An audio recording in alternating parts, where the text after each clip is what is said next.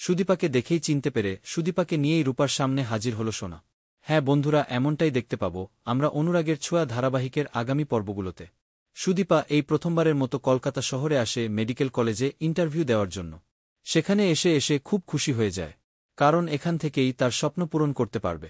মানুষের চিকিৎসা করে মানুষের পাশে দাঁড়াতে পারবে, মানুষকে সুস্থ করে তুলতে পারবে। এসব ভেবেই খুব খুশি হয় সুদীপা। অপরদিকে দেখা যায় যে সোনা ও আরিয়ান ওই ভয়ঙ্কর ভূমিকম্পে আহত হয়েছিল ঠিকই, কিন্তু প্রাণে বেঁচে যায়। তারপরেই তারা নিজেদের চিকিৎসা করানোর জন্যই বিদেশে পাড়ি জমায়। দীর্ঘ দুই বছর পর আবারও নিজের চেনা শহরে ফিরে আসে সোনা। নিজের নারী টানে আর দূরে থাকতে পারে না। নিজের বাড়িতে এসেই পুরনো সমস্ত স্মৃতি মনে করেই কান্নায় ভেঙে পড়ে।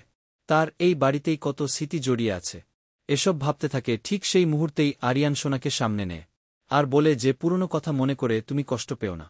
হঠাৎ করে সোনার ছেলে রাতুল অসুস্থ হয়ে পড়ে। অপরদিকে সুদীপা সেনগুপ্ত বাড়ির সামনে দিয়ে যাওয়ার সময় যখন ভিতর থেকে শটগোলের আওয়াজ পায় তখন ভিতরে ঢুকে পড়ে নিজের অজান্তেই নিজের বাড়িতেই নারীর টানেই আবারও ফিরে আসে সুদীপা।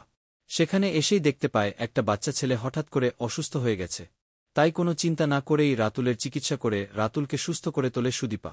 সোনা যখন দেখতে পায় তার মায়ের মতোই একটা মেয়ে তার সামনেই দাঁড়িয়ে তার ছেলের চিকিৎসা করে তাকে সুস্থ করে তুলেছে, তখনই সুদীপার নাম জিজ্ঞেস করলে সুদীপা যখন নিজের নাম বলে তখনই সোনা চমকে যায়। তখনই সোনা বুঝতে পারে এটাই হলো রূপার মেয়ে সুদীপা। তাই রূপাকে দেখানোর জন্য রূপার সাথে তাই রূপার সাথে দেখা করানোর জন্যই সুদীপাকে নিয়ে বেরিয়ে যায় সেই গ্রামের আশ্রমের উদ্দেশ্যে। অপরদিকে রূপাকে দেখানো হয় রূপা সেই গ্রামের আশ্রমে বাচ্চাদের সাথে সময় কাটাতে থাকে। ঠিক সেই মুহূর্তেই সুদীপাকে নিয়ে গ্রামের আশ্রমে রূপার মুখোমুখি হয় সোনা।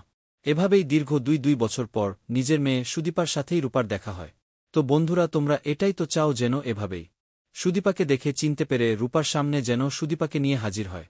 সোনা কমেন্টে জানাও। আর নিয়মিত আপডেট পেতে আমাদের চ্যানেলটি এক্ষুনি সাবস্ক্রাইব করে পাশে থাকো। ধন্যবাদ।